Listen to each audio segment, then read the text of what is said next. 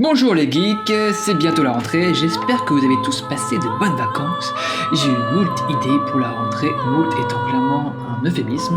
Je vais essayer d'en faire une petite synthèse. J'ai profité de l'été pour faire le plein d'inspiration à travers diverses lectures, essentiellement des livres des royaumes oubliés, notamment la série de livres de R.A. Salvatore.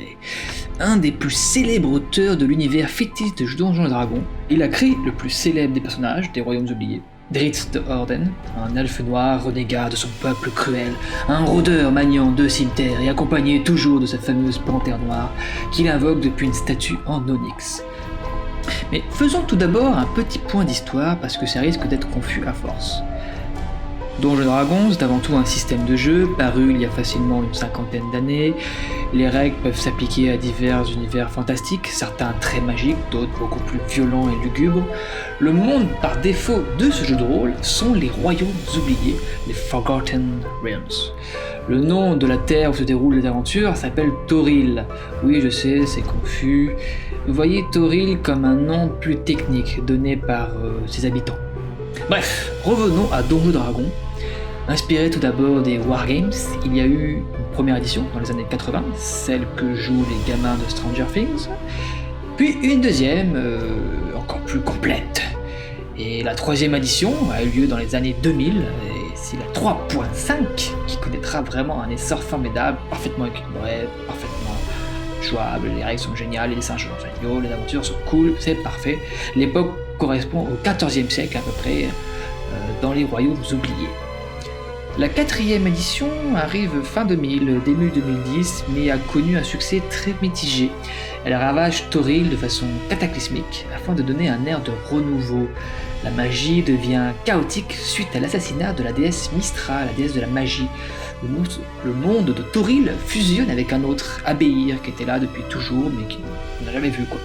De nombreux mots anciens refont surface, d'anciens royaumes oubliés surgissent.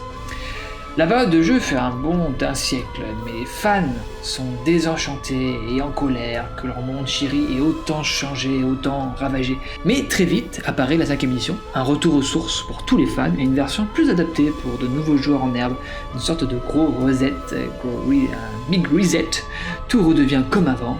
Mystra, la déesse de magie, revient, ressuscitée, la magie fonctionne comme avant, Toril redevient comme avant. L'époque du jeu des royaumes oubliés commence donc en 1481, année dans laquelle vous êtes actuellement. Eh oui les gars.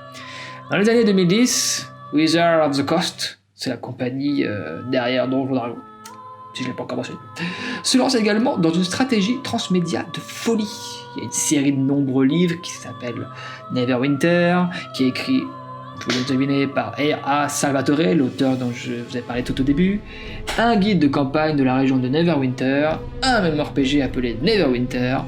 Le cœur de cette stratégie se situe, je vous l'ai deviné, et dans la région de Neverwinter. Oui, la région dans laquelle vous êtes actuellement.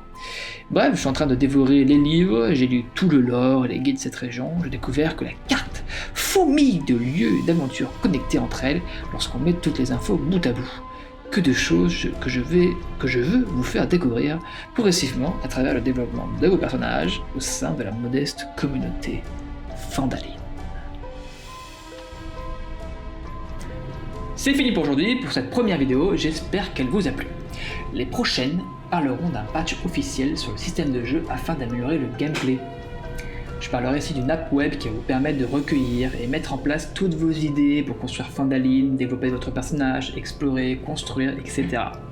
Ce même outil va vous permettre également de vous exprimer comme des vrais auteurs en herbe pour raconter votre aventure du point de vue de votre personnage.